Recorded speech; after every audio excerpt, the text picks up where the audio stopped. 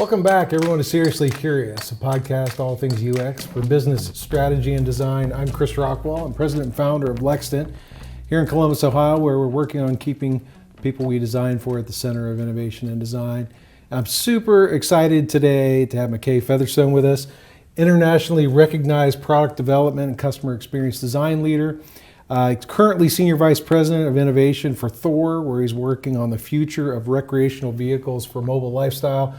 And I'm really excited to hear some of these stories. But specifically, I'm excited to hear about your work on iconic brands like Airstream, Jayco, and Keystone. And then also some of your impactful work on safety for children with your work for Evenflow. So I'm super excited to have you here. Thanks for taking the time. Welcome, McKay. Thank you, appreciate it. Those bios always sound very grandiose, but I have had a chance to do some fun things, so looking forward to talking about it.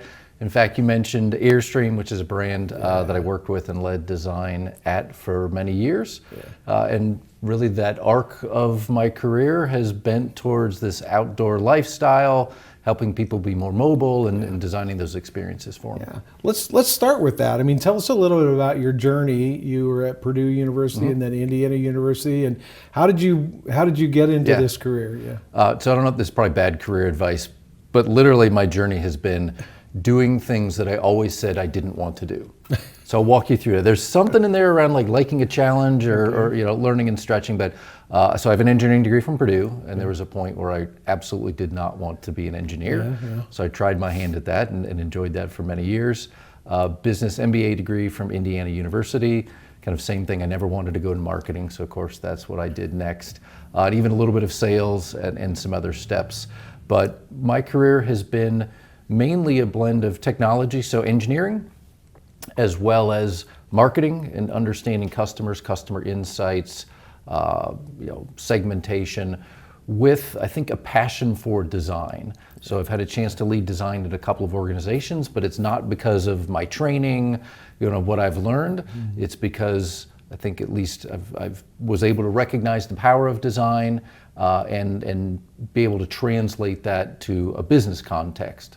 Yeah, which I mean couldn't be more important today, especially, So it is interesting how when you think about big D design, it includes so many different kinds of disciplines. I think your unique path to it is interesting and impactful. What motivates you? Like what gets you up in the morning when it comes to this kind of bringing new products and services to market?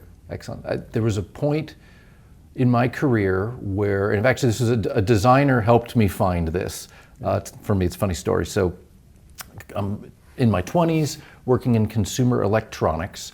And so I'm on the engineering side doing, packaging and shielding and things and all that. And so you have to work with the design community to make sure you get everything to very thin, beautiful television package. Right. So we're just hanging out talking. And he says to me, McKay, you realize everything that we ever work on just gets thrown away in the trash. He must have been having a bad day. I don't know what was going on. Still to this day, I don't know why he told me that. But that really hit home because I was kind of envisioning this as my future and career, and electronics were cool, and I liked having the biggest TV at home. But then just struck a chord. He's right. Like all this love, sweat, and tears goes into things that people keep for a few years and then they throw them away. And that was really one of the drivers that said, okay, I should find more purpose in my work. So you fast forward a couple of years, and I had made a jump over into child passenger safety. So car seats, if we've got parents out there very familiar with infant seats up to booster seats, and really being in an organization where the mission is to protect children's lives and to help make parenting easier. And so I was able to find that purpose that drove me through that. And then as we talked about mobility, I was really just thrilled to find with Airstream that same sense of passion around that lifestyle and the experience. And really it's about people making memories with their family and their kids and the grandkids. And so that's really been what drives me, is wanting to take the time that we all spend and things that we love to do and make a better world out of it. Yeah. Our mission here at Lextant is to transform people's lives through the things that we make, Yeah. And And I think in the process, hopefully, transform businesses too, to be more successful and more competitive and differentiated. But I'm with you. The same thing that gets me up in the morning is the opportunity to design something of value through a really deep understanding of people and what motivates them and what they need. And I think, your child safety work, what could be more important than that? What could be more emotional, for parents trying to protect their children and want that security. But then also for mobility, I always say mobility is fundamentally about freedom and empowerment. Yes. It doesn't matter if you're creating an EV or you're creating the next generation Super Cruise or whatever it is, it's ultimately about freedom and empowerment. And there's nothing that, the recreational vehicle and the mobile lifestyle kind of industry, nothing is more emblematic, I think, of that freedom and mobility. So tell me about that. Like, when you think about the growth of this mobile lifestyle business, and the opportunities and the transformation that it's been going through, tell me what that journey has been like and how do you productize and innovate for that? Excellent. Yeah, so I've been in the recreational vehicle industry for about 12 years. Everyone calls it RVs, but really it is about that recreation connecting with the great outdoors. And the fundamental driver there is a desire to connect with nature. And for me, that is really, it's a very encouraging trend that if you look generationally, because sometimes RVing, you might think, oh, it's older because you need the time, those sorts of things, but people love to be in the great outdoors. And so you are productizing a way of making it easier to do that. A traditional, if you think about it, a funnel into that lifestyle would have been tent camping. So people that grew up tent camping, or maybe camping in an RV of some type, a trailer of some type, switching then over and eventually buying one. Today we see a lot of rentals. That it's easier for people to try the lifestyle out because with peer-to-peer rental platforms, they've got a way to actually go try it out, see if they love it, and if they do, then they can buy a vehicle and use it more frequently, use it more often. And THOR Industries, which has Airstream and all these brands, also has a rental, it looked like it's some sort of rental component to it too. So it's really more about, it's about the whole ecosystem of it. So tell me more about the opportunities, like how do you identify what those opportunities look like and begin to think about how an RV can be more than just an RV? Great question. So THOR Industries, it's the world's largest RV company. It's around 45% market share globally. Biggest markets are the US and Europe. So we're talking about North America and Europe for the most part with RVing. And really with that growth and that much shares, from a business standpoint, one of the drivers is to look at how do you continue growth for a corporation when you already have such a large share in a market. So you start to look at adjacencies and an ecosystem around that. And so from a strategy standpoint, there's opportunities here for growth for the industry. And one of those is simply to grow the pie, right? So you can always fight over share, and of course you want to grow share a couple of percent, but if you can actually get more people out in RVing, you're going to build your business, I think, actually more effectively when you've got that much market share. So kind of growing the overall pie for RVers, a lot of that is helping overcome these friction points that exist. I think of it as RVing is something people enjoy doing, right? You can just take a campfire, or you're going to go out and take a fishing trip, whatever it is. You do that because it's fun and it's time with your family. But there's a lot of doing as opposed to enjoying, right? Just all these friction points. And it might be booking a campground. So if you start from a product standpoint, which I'd say is not the right place to start. You start with a product, you would go towards, how do I make this hookup easier? And that might be an improvement to the customer experience and important. But in this broader view of a lifestyle, you really have to look at the whole ecosystem and what are the biggest pain points and opportunities. So one of those opportunities was, as I mentioned, this peer-to-peer sharing and rental as a way for people to come into the lifestyle. So the business challenge there would be, well, how do you connect those things? Because traditionally you might say, well, if they're going to rent an RV, they don't have to buy one. So you might look at it as competition. But I think as business leaders, as innovators, you can flip that around and say, well, is that actually an opportunity?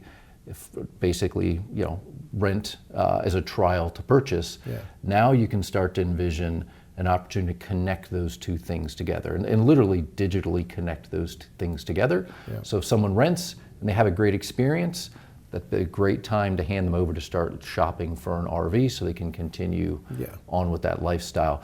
And so high level strategy about market and growth opportunities, then into ecosystem and really what are the actual biggest pain points. So not looking at it from just my little point of view, but more broadly, and then you can actually find friction points that you can design out. And I'm sure the folks interested in your podcast can envision an actual user experience for booking a campsite that could be done much more easily, mobile, website, or even in the vehicle itself. Right. So it's almost like a customer journey, but like from out to in, right? A macro to a micro, getting them in the lifestyle and then keeping them in there.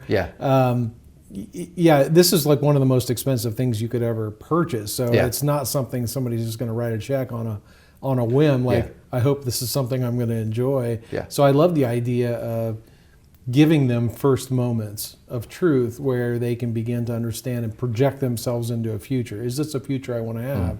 And the renting is a great way to do that. It's part of the way to give them the experience of it, and then they get the bug, and then you get them deeper into it. Exactly. But then there's also, there's been when you think about a mobile lifestyle, a lot of people want to take what would traditionally be, say, their work life and maybe do it in this context. So it seems like there's been a transformation of like, well, I don't have to work chained to a desk anymore. I can work from the mountains, or I can work from my campsite, or whatever. Tell me about that. I mean, because that was not yet, that wasn't possible 15, 20 years ago. And now all of a sudden it's like, maybe I can do this. Tell me about how generationally that's a shift and from an innovation standpoint. Excellent. Yeah, and you mentioned freedom before, so I think of it primarily, there's freedom of space. You just want to travel and explore and see new things. You're talking about freedom of time. Now you've got time that you can use in different ways that you could before. One thing that I really appreciate about Airstream, you said you couldn't do it 15 years ago. There's always something in the past of someone's done it before. So literally their founder, I don't know the technology, but he had a phone where he was out caravanning, and including like in Africa and other places, and he would literally, in this trailer, call back to the office and say, this thing broke, this needs to be better, let's actually improve one of those the big old product itself. satellite phones or whatever. This is like 1950s. I don't know what they were using, but it was really hard to do that, right? You had to have all this expensive kit. You had to be the CEO of a company to pull that one off. But today, it's the technology is there to give people more freedom for how they want to use their time. Connectivity is a big deal for our customers. In fact, there's some like foundational research, and this is something I found in my career is very helpful. Just certain research that's done that has a ton of insights that you can use. It's years worth of work to actually deliver against those insights. This was actually from KOA. KOA is the nation's largest was a franchisee of really great campgrounds. So they do a big research report every year. They found that if customers have good connectivity, they're going to camp longer. They'll actually, they want to be there. This kind of freedom from a work standpoint is great for them. So if they're connected, they'll actually camp longer. That's something that, obviously is going to inspire you to say, okay, well, great, how do we actually deliver on that? So one important approach was providing better connectivity solutions. And in this industry, that's really hard because people want to go where the cell towers aren't. So Starlink was the perfect fit for that. Not a lot of folks know it, but Starlink actually works better where there's fewer people. So it's not about like density of cell towers, it's the opposite. It's how many people there are in that satellite area. And so we partnered with them. Obviously we weren't going to go design and build our own system, so we partnered with Starlink. THOR Industries was the first to integrate that into the vehicle itself. So customers obviously could go out and buy it, but then you have to set it up and point it, and there's more work to it. We did the work up front to integrate it into the vehicle, and then put together a business program, a pricing program that was better for RVers, kind of better for our customer segment. And that was really successful. Customers are generally very happy with the level of connectivity, and so they're able to camp longer. And if they do that, stay in the lifestyle and actually buy a second vehicle, a third vehicle, Right. even a fourth vehicle. So you make a 2-day trip, a 4-day trip. Yeah. But then you have the challenges of, well, now it's not a place where I'm only relaxing. I also need productivity. Yep. So now it's my office and stuff too. So it gives you opportunities to further innovate. Yes. So, tell me a little bit about that, how, it's not about putting up a canvas tent and camping anymore. Yeah. Now you've got some pretty amazing technology at your disposal if you really want to get off grid. There's a technology component to it, and I found also some pretty important customer insights. So this is an area where we did ethnographic research and really got deep into understanding customers that were doing it, because you got to love it when you see customers putting together a system and kind of making it work. Love it. Yeah. So we spent time watching how they were working and really understanding some of the deeper emotions. Some important things there.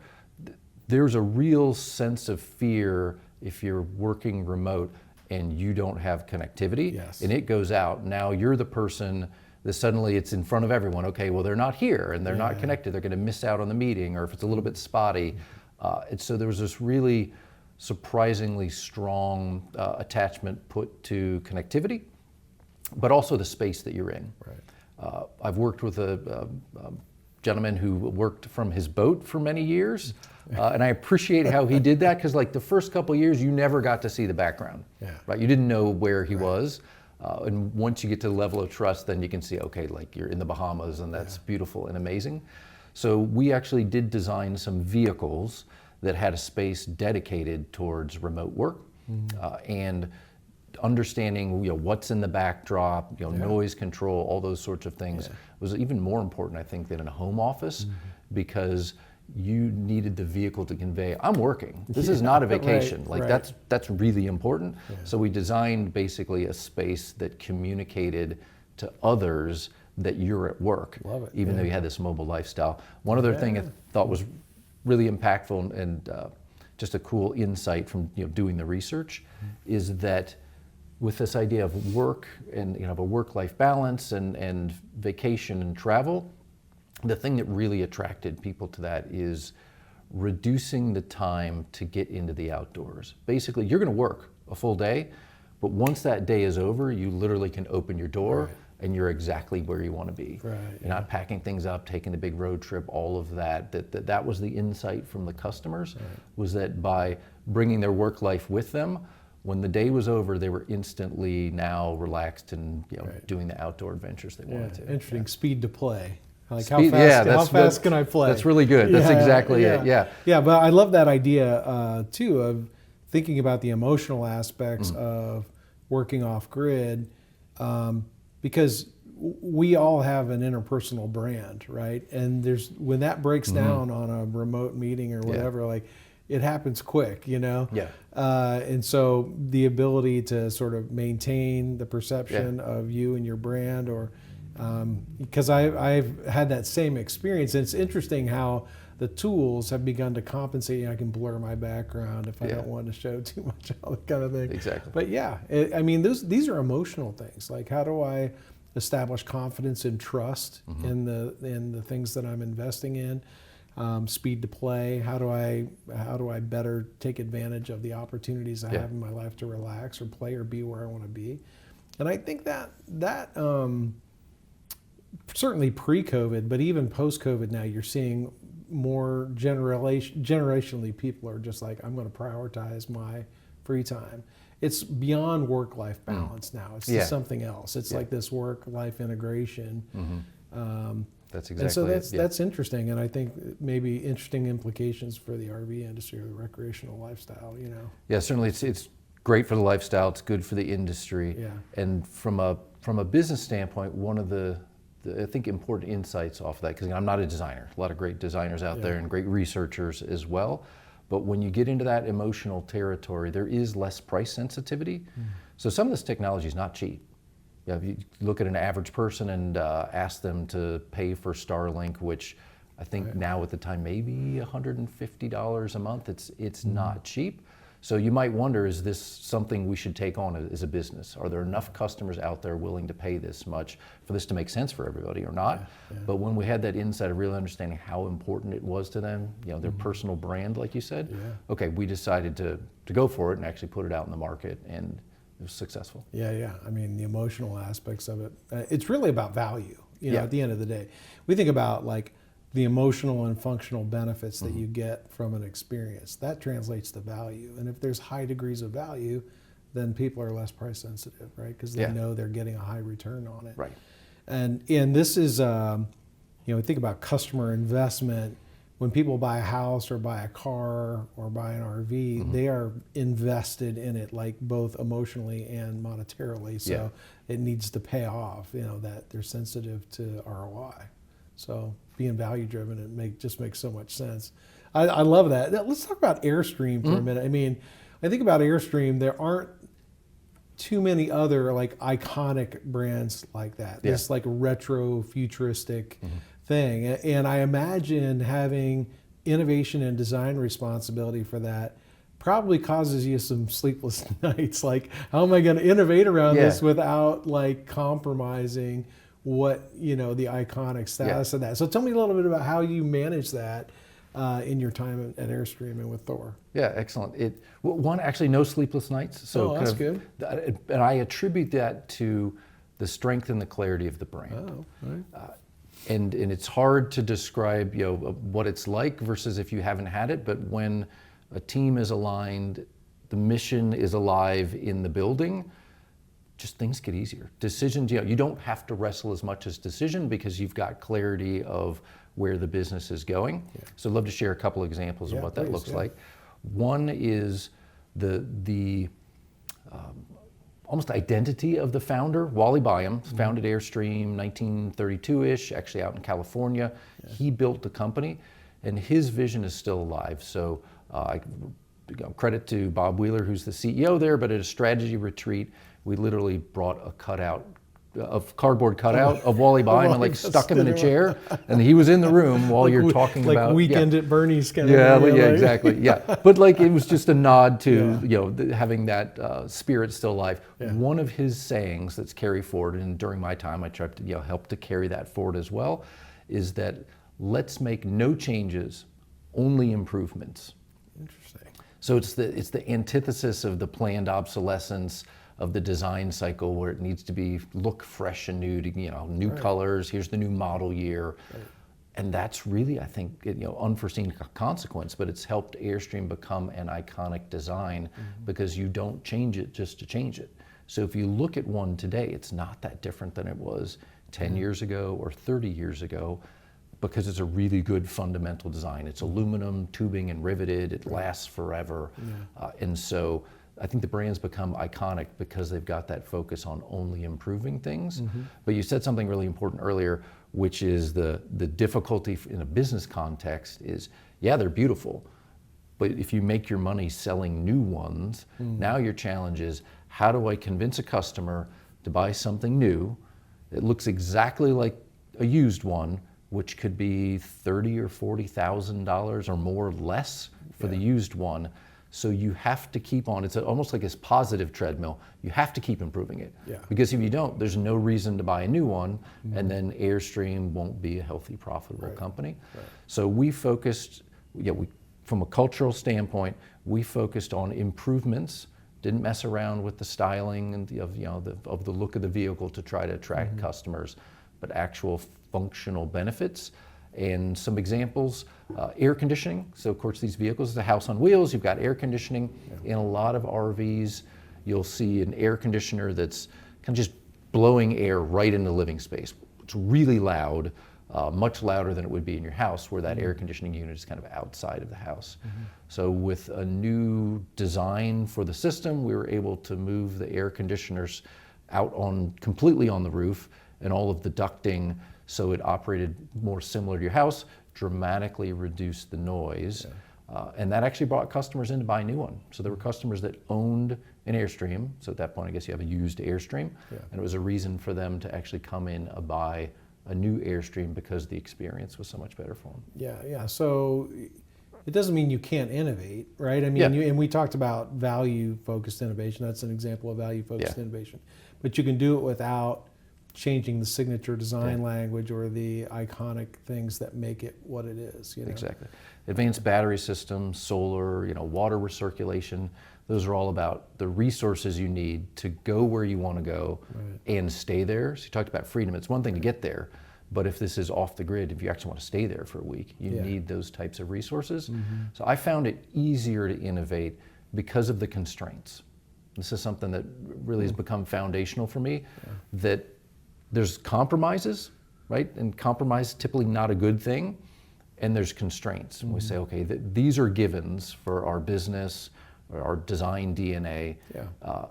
And you just work within the givens. You to make those constraints beautiful. And so we had a lot of success. And again, it was easier because you don't spend time debating things you don't need to debate. Right. You know the constraints, the team is aligned around those, and then now we can go focus, again, things like power and resources or connectivity. It actually makes it easier. Yeah, that's interesting that those constraints are freeing, right? Yeah. And because you know what you can and what you can't do, Yeah. right? Or you know what you should do. You can focus on what you should do and not knowing the constraints that you're under. I love that. Yeah. And I think it's a rare position that a brand could have such that sort of iconic status where people travel to the facility to tour it and to visit. We've worked with like Harley Davidson or Indian Motorcycle has some similar kinds of things. Like some of the work we did with Indian Motorcycle is like, okay, well, we want to put a new infotainment system on an Indian motorcycle. It's like, well, how do you do that in a way that doesn't violate some of these constraints about what it is and what it stands for? And you can do it. And so maybe those constraints are freeing. That's an interesting maybe design principle that we could take into all of our daily work. Like, okay, what are the constraints? So we don't have to worry about that. It's free. Yeah, exactly. Really interesting. And I think it's also, you've shown that it's a great way to keep people in the lifestyle, to keep them purchasing, and not just to spend money, but to actually get incremental value. Yeah. And so you can just kind of decide where you need to be. And maybe there's people who don't have the opportunity to invest that kind of money that can maybe still experience the iconic brand through maybe a used platform or pre-owned or kind of thing. And Airstream's actually gone farther, so very kudos to Airstream with this. If you think about accessing a lifestyle, right? And you said it earlier, this the second most expensive thing a customer would ever buy. Right.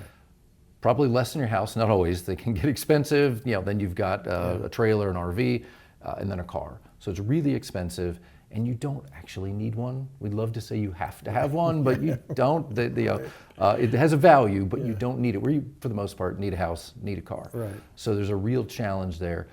So one of the opportunities is to lower the barriers to accessing the lifestyle, because that's a high barrier. I have to go spend, and if this is Thor Industries, it can still be $30,000 to get into a vehicle, up to $300,000, so that the barrier is high. How do you reduce that? You mentioned, or we talked a bit about rental, and rental is a way so you can try it, it's a few $100s. Now, okay, I love this, I'm gonna go do that. But Airstream actually has vehicles that are hotel rooms, literally. So this is called Auto Camp, started by some great entrepreneurs that had the vision of basically building a hotel. So think outdoor tourism, type of facility, that it's all Airstream trailers. And now they've expanded across the nation. So there's one out, I think, Martha's Vineyard, Russian River, and just envision it looks like a campground. Beautifully landscaped. There's going to be a lodge, but everyone's got the fire pit, and they've got this beautiful Airstream, which actually is designed as a hotel room, literally. So these are made in the factory in Jackson Center, Ohio, not too far from here. And there's a spot for your luggage. If you don't need it, they've taken it out, and then they've provided a bigger bed, a bigger shower, designed as a hotel room. Wow. So in this instance, you just literally show up with your suitcase, and then you can have a beautiful outdoor experience with your family. So they've really gotten that down, at least as far as I can envision, the lowest possible entry. that's exciting because it's a chance to convert customers, but also you find the lower those barriers are, you get customers you'd never see.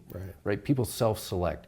Oh, I'd like to do that. I'd love to own a boat someday, but it just feels like it's too intimidating, so they never even make it into the funnel. But if you get that down low enough, you find there's lots of people, they're dreaming about it, they think it's cool, they've seen it, and now they're willing to try it. And so you can expand, again, grow the pie, expand the customer base. Another first moment of truth, right? You're giving them ways to access it, to get into the lifestyle.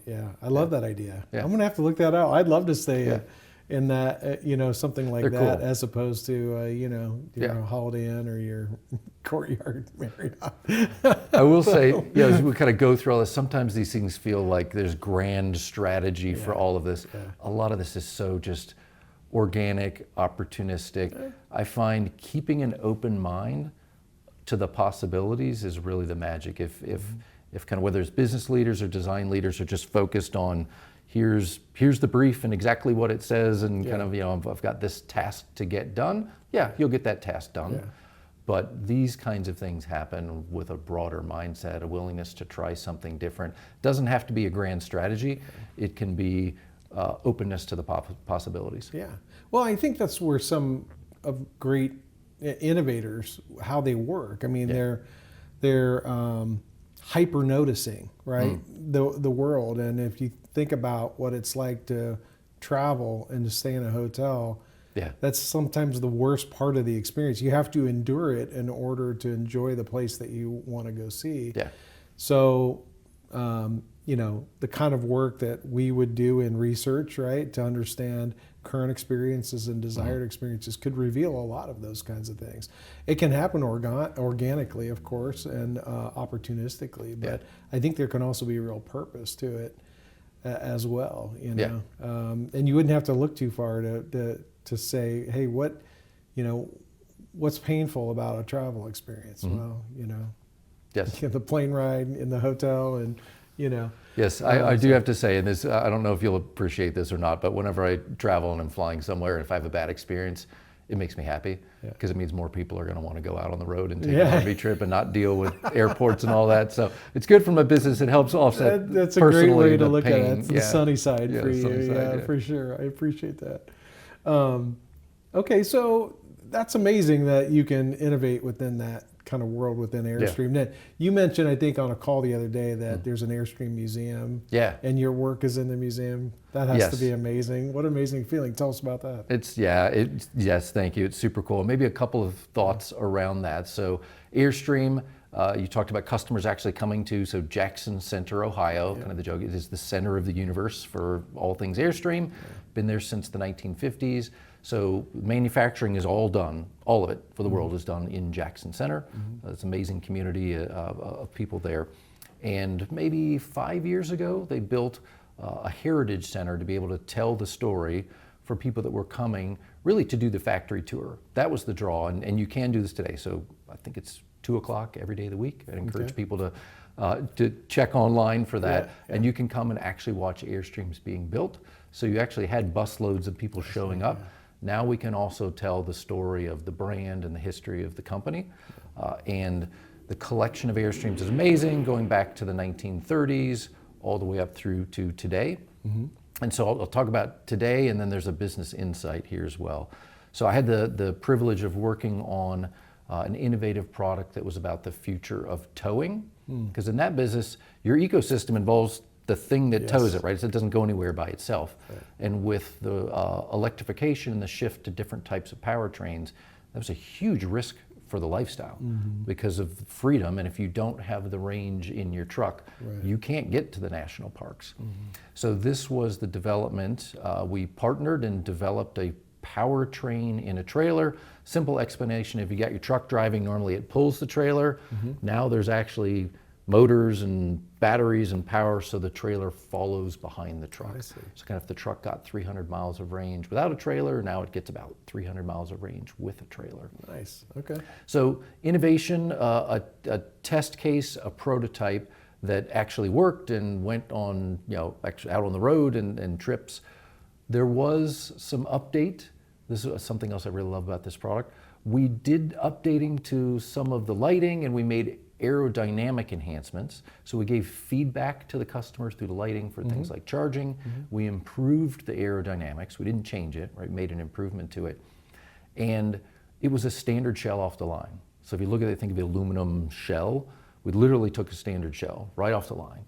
We put advanced technology where you don't see it.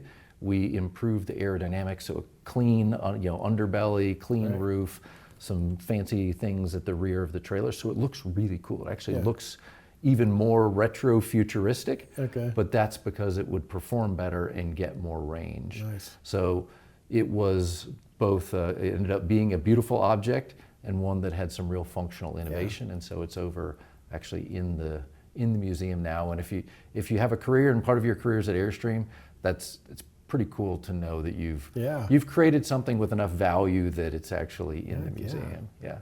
Well, I mean, it's amazing you're in the museum, but also just the level of impact you can have on something like transformation to electrification. Yeah. So, we've done a lot of work in electrification and why do people adopt it or not adopt it, and where's sort of the curve, where can we see mass adoption?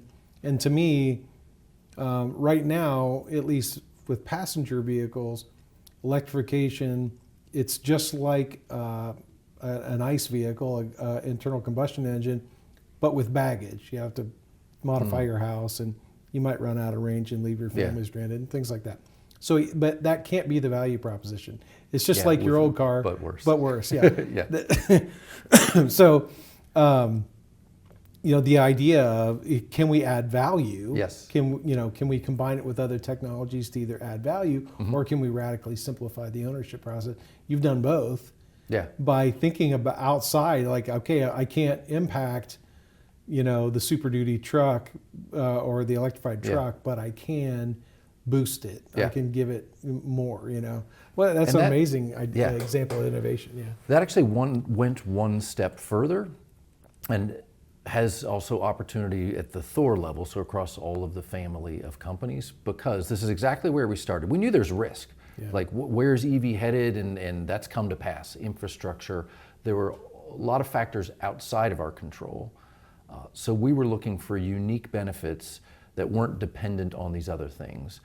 If it was a car manufacturer, you'd say, well, performance, all of the torque and instant, torque and performance of that system. Yeah. If it's an RV, you don't want that. Like, literally, if you have a motorhome that goes too fast, like, the dishes are going to go flying out of the cabinet. You don't want that.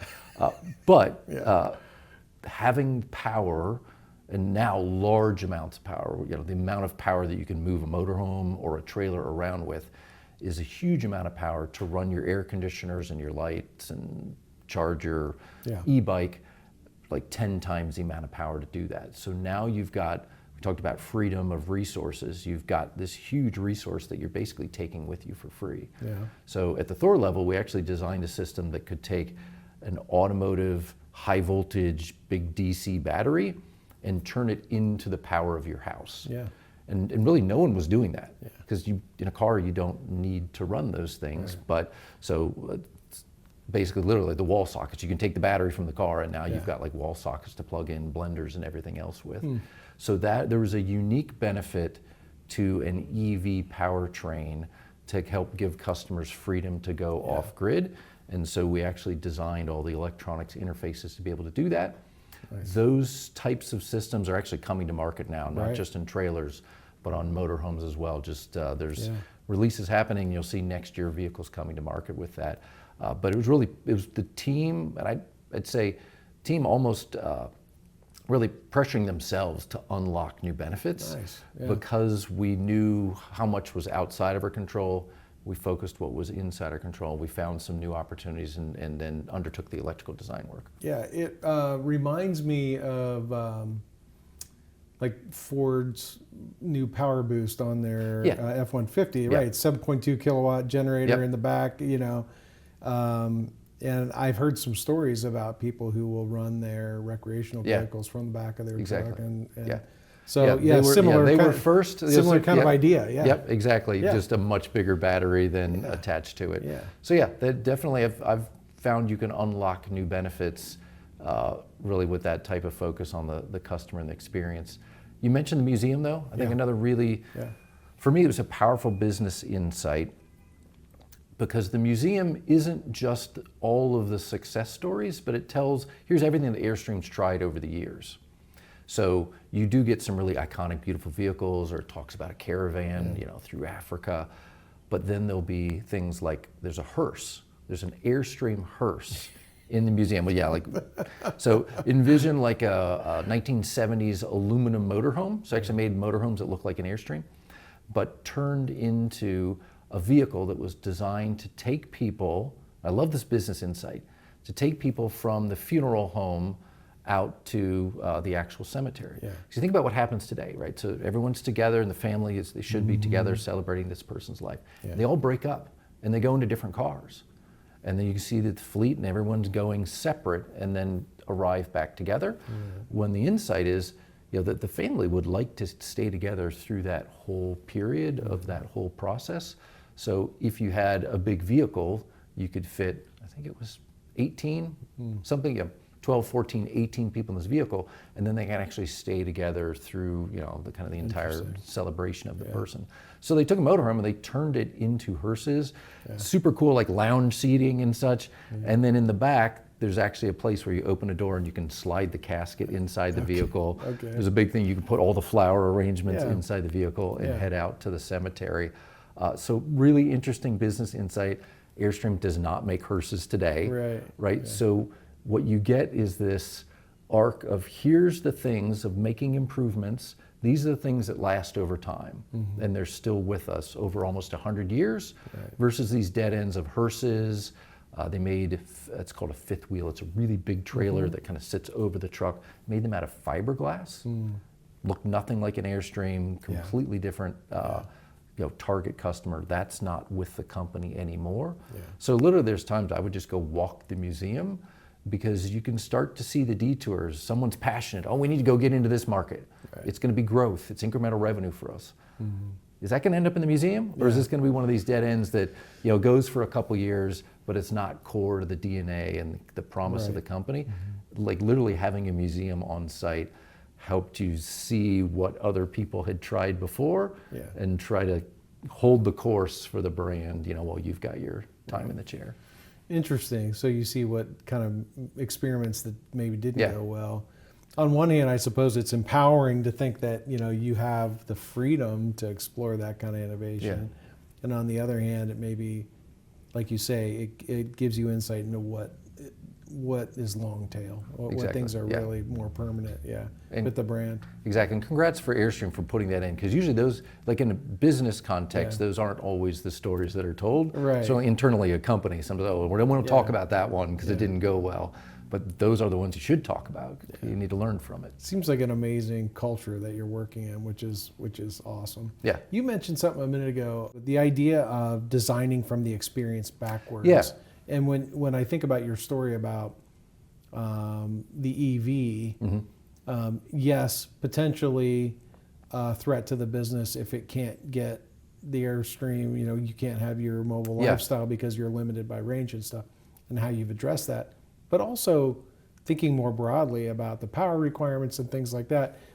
It seems to me that embodies that a lot. Tell me what you mean when you say designing from the experience backwards. And there's maybe two completely different implementations that I found both work. We can start from a technology standpoint. And I am a believer that you can try something and experiment, and technology can unlock new opportunities. But you can also start with the experience first and the market, and then backwards and actually develop the right technology for that. So that's what we're talking about here. And in electrification, really the key challenge there was what we were discussing about range, and what we aligned on is, for a great experience, and of course we had 90 years of experience, we knew where people liked to travel, where they wanted to go, that to have that or more freedom to camp off-grid, we actually set a vision for the experience and identified KPIs. So this is the beginning of the design process. So we started with KPIs as an example, the drive to charge time ratio of those two things. How long am I spending driving? How long am I spending charging the vehicle? And if that gets out of whack, you're not having fun. You're just spending too much time doing the thing, not enjoying the thing. And so we actually did some benchmarking, talked to customers, and identified the experience that we wanted to have while they're on the road, turned that into a KPI, and then went back and looked at what technology we're on and spending money actually developing that technology. And in that instance, that experience that we envisioned and quantified for customers, we realized that some motorhome technology that was being worked on wasn't going to be able to deliver it. It got us out of the optimism for the future, kind of the blind faith that, if you build it, they will come. But rather said, this is the experience customers want to have. Can we develop it, or can we deliver it or not? And the good news is what happens, we realized that fairly early on, and we were able to pivot. So as opposed to a pure EV motorhome, these things are really big. You drive long distances at high speed. It's a hard thing to do. We turned that same, literally that same powertrain into a hybrid vehicle. So added a range extender to it so that you could deliver on the drive to charge time ratio. Customers have a great experience. They've got that same freedom of travel. So it wasn't starting with the technology. We had to experiment enough to know what we were dealing with, but then we quantified the customer experience. In that instance, we changed our product roadmap to deliver on it.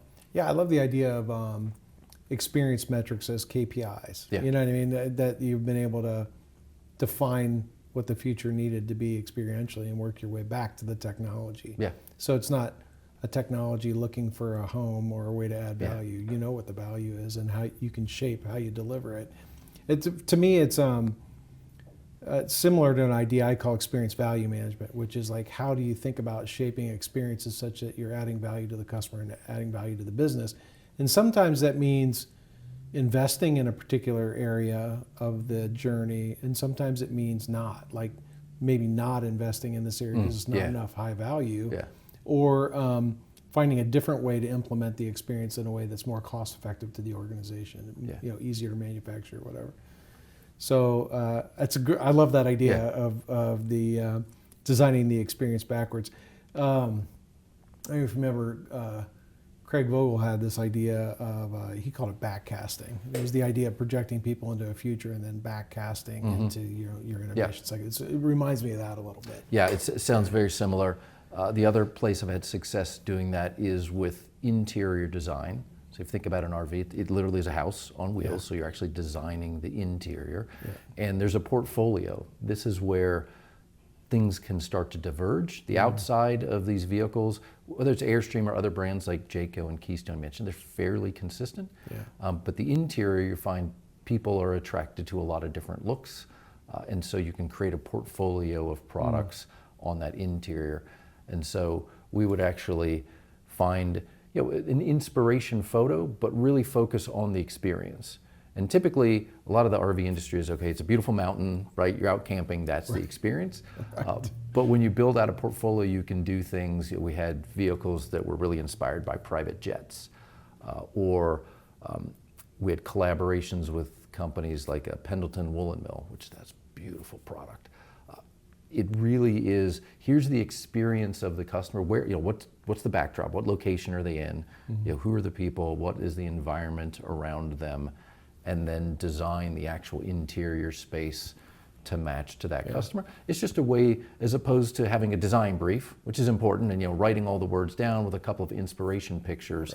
This was literally creating a visual artifact of the person in the context with the vehicle, and somehow that was a little bit richer maybe, and helped the design team early in the design process. I love the idea of projecting people and the business into the future. The guy from the Doblin group, I don't know if you remember, they're in Chicago, but he used to talk about business concept illustration. It was a similar idea.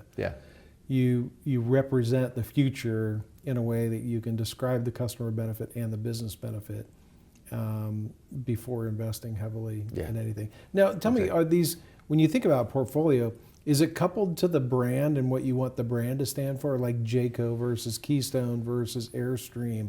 Do you have core values that each one's trying to stand for? And is that how you're manifesting some of this portfolio? Like this one's going to be premium or luxury, and this one's going to be performance and efficiency, or is that part of what's driving the rationale? Yeah, it maybe two levels on that as well. There's both within a brand in that portfolio, but also as THOR Industries, which effectively is a conglomerate, lots of independent businesses, and it's really fascinating. They take a very different approach. So kind of as you described it, I think of as something that you see a lot of companies trying to find those balances of, how to differentiate and segment markets with brands, keep those lanes clear and distinct. It's kind of an ongoing challenge. The beauty of THOR is they don't do that at all. And it's shocking to see. Well, they have a little bit. Don't they do this? They do not do that at all. So it started off much more like almost a financial holding company of buying companies and then just helping them be successful, supporting them financially, supporting their growth with capital and investment, and just letting them duke it out in the marketplace. Companies evolved a bit over time, finding those areas, but it never gets to the customer. So find, say, synergy, but trying to do that in ways that don't ever touch the customer and the customer experience, or really sometimes even the dealer channel. And so they've, at the THOR level for THOR Industries, which has been around over 40 years, they've kept that spirit alive. I think, to me, that's the spirit of competition and allowing competition between each of the companies, because each of those business units, the president of that business unit is highly motivated to win for his brand. And so the portfolio, basically, it organically grows and shifts. It's almost like the market is defining the portfolio instead of a top-down, I know the best, so I'm going to tell each of these companies what to do. Yeah, it's my immediate thought goes to, well, aren't you cannibalizing each other in the market potentially? Yes. Yeah, and so the answer to that is probably yes. But on the flip side, you get this like entrepreneur or startup mentality where you're freedom and you're much faster to innovate. Yeah, it's exactly it. It's exactly it. And on the balance of those two things, because you're giving up a huge amount of opportunity, cost savings, leverage and scale, all those typical things you'd think of, because you get this entrepreneurial driven mindset. And so the easy thing is just look at the financial performance of the company over the past 40 years, and it's been spectacular. It balances out heavily in business ownership, and rewards for your own work outweigh the synergies. Interesting. And these brands probably live or die a little bit, right? Like if they can't figure out how to compete in the market, then they just probably go away. Not yet. Yes. Yeah, it's interesting. Like some of the companies that we worked with, like Legrand, has really grown through acquisition, and it creates interesting challenges from a culture standpoint. And like you say, processes are different, go-to-market strategies are different, but you get an overall lift in market share, and you get the ability to learn from each other. But you still run like an entrepreneur, like a startup. You can innovate fast. It also reminds me of my days at Hewlett Packard. That was Hewlett Packard's mentality, which is we run as independent units so you can innovate and go fast. And so it's an interesting approach, as opposed to like you say, trying to create some structured set of core values and design languages that each brand has to represent and maintain that. I can see that too. But it's interesting that as a business you have to pick a lane and decide what you're going to do. Exactly. And I'm excited about one of the challenges there is because you're not integrating. You've got data in all these different companies, and everything's done differently. AI is really a powerful tool to create some synergies without having to standardize. Right, that's can be the standardization, commonality can be the death of the what we've been talking about, that spirit. So I think it's actually that business model. One person's opinion is actually going to be even more powerful going forward, because you don't have to make everyone use the same ERP systems or follow the exact same design processes. Some of the tools that we have now to connect these disparate dots. Yeah, because AI will do the translation for you. Is that what you're? Yeah, and if data is the easiest example of, you can take data sets that were not designed, they're literally completely different data sets, and it can find the commonality. It could be as simple as a customer, customer contact list. Yeah. And if you got 6 of them and they're all formatted differently and Right. call things different things, typically that would be a nightmare. IT's head would explode, and you wouldn't get the synergy out of that, right? But if you can easily bring those things together, you can find those synergies now. So yeah, the business model I think is going to be healthy going forward. Awesome. McKay, this has been an amazing, you and I could go forever on this. Yes. So I really appreciate our discussion today and the insight that you've given us. Thanks for the time. Tell us a little bit about what's next week. Well, first, let me ask this question. Yeah. If you had advice for a business leader about how to improve their ability to innovate and succeed and be more customer-centric, what kind of advice would you give a business leader? That's a great question. I want to make sure I thank you. We've talked about design research and some of the things that you do very well here, and those have powered a lot of the stories that I shared. In terms of innovation, I'd say it's a very culturally specific answer. So just start there. What's the appetite for risk within the organization is really going to define how you approach this. But no, you can always start somewhere. So that's the baseline. Even if it's a risk-averse organization, that's okay. There's always a place to start and try. So starting small is fine. You test, you learn. So I would encourage, even if this isn't someone that individually is passionate about it, maybe not the overall organization, results matter from a business standpoint. So find some low-cost ways. We just talked about AI. Things are getting much cheaper and easier to go do and try. AI is not great at scaling things, and making them perfectly secure, but it's really easy to test and try something. So I'd say get started, try something, find the cheap and easy tests with that overall. Understand the culture, specifically from a risk standpoint. Because a lot of people hear innovation, and if you need the CFO to sign off to scale a project, they're going to be thinking about risk. I personally look at it as calculated risk. And that's where, though, you need to know, how do I translate the calculated risk over to the organization? But with those two things, some early results that you've tried with, and the ability to translate it as a calculated risk, it's a great place to start to get funding to go further. I love that. So be business sensitive to how the organization's going to perceive risk, culturally sensitive. And then, like you say, you have lots of avenues. Test and learn is an easy way. Put stuff out there and see what you're getting. We talked about working from the experience backwards, which is kind of like a projection technique. How do I project people into potential futures and evaluate those? How do I look at it from a technology availability standpoint? So we've discussed a lot of ways that you can sort of begin to think about innovation. Maybe one other thing I've learned over the course of my career, translating that, design world, business, as the marketing team, that can be a difficult thing to do, to get those meshed. But one thing that I found is really kind of the universal language or translator between this is assessing how much does the organization know about a topic. So let me expand here a little bit. If you're looking at a new market, a new segment, a new target customer or channel, whatever it happens to be, there's always, you need maybe supply chain involved, or operations, cross-functional opportunity.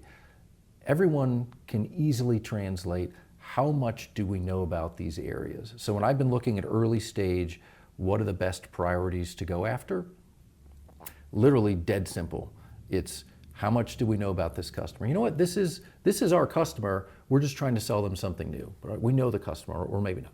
How much do I know about the channel? Is this going to be sold through the same retail or through the same e-com? Hey, we've got a great relationship with Amazon. That part's going to be easy. There's not risk there. So you're quantifying things.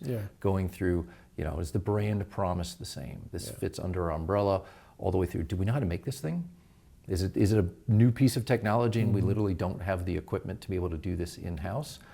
And I mean, you can 10 minutes, 15 minutes, pretty quickly go through and, as opposed to this big risky thing, it's unknown, it's untried, get it right down to, you know what, this idea, this is going to require operations input because this is a change for them. Or this idea fits perfectly in with what the marketing team is doing. They might actually be a proponent for this idea and come alongside us to help out. Helping just map those things out in a really simple format both helps you assess the actual risk, but also start to see the world outside of design from other people's perspectives. Sure. Yep. And then you can gauge, right, how do I kind of, bring this idea through to the market. Yeah, I love that. So we were just talking with the leadership team this morning about insight translation, how you go from insight to strategy. And I love the idea of developing these kind of criteria about what do we know about this to identify and weigh opportunity spaces, value propositions, and then the more that I think we're in this customer experience business, we're really, I think, in the alignment business. How do you align an organization, all with different backgrounds, different responsibilities, around what the future should look like, what problem we're solving, what the opportunity looks like, and getting them all aligned to that. So clearly, this has been part of your secret to success too. So. No, that's very insightful. People want to take good care of their customers, but there's a lot of them don't really know how to do that and translate and align. That's the magic. We all have a lot of customers, right? And they're not necessarily just outside in the market. We have customers internally, we have stakeholders we have to understand and make sure we onboard, because people can fear change. People want to leave their mark in a unique way, but how do you give them a shared sense of what success looks like? McKay, it's awesome, man. I've really enjoyed this time together. Pleasure. How can people get a hold of you if they want to reach out and learn more? Easiest thing I would say is LinkedIn. So it's McKay Featherstone, M-C-K-A-Y, and then Feather and Stone. There's not a lot of McKay Featherstones around, so that makes it pretty easily. I haven't checked recently, but I'm pretty sure you type that in, I should show up on the first page or so. And there's some contact information there. So Okay, well, that sounds good. I'd love to connect. Thanks again for the time today, and I hope you'll come back as your career progresses and share more about your insights and how we can all get better at moving an organization and delivering, like you say, the mission, getting up in the morning and adding value and changing people's lives. So, okay, thanks so much for that. Thank you. Thanks, everybody, for joining us today on Seriously Curious, a podcast all things UX for business strategy and design. Stay tuned for more coming up in Seriously Curious episodes. We're going to take on the future of air mobility. We're going to take on the future and see what's happening in retail. So those episodes will be coming up soon. Look for our announcements on LinkedIn. Visit Lextant.com for more information on human-centric design and Seriously Curious. Thanks.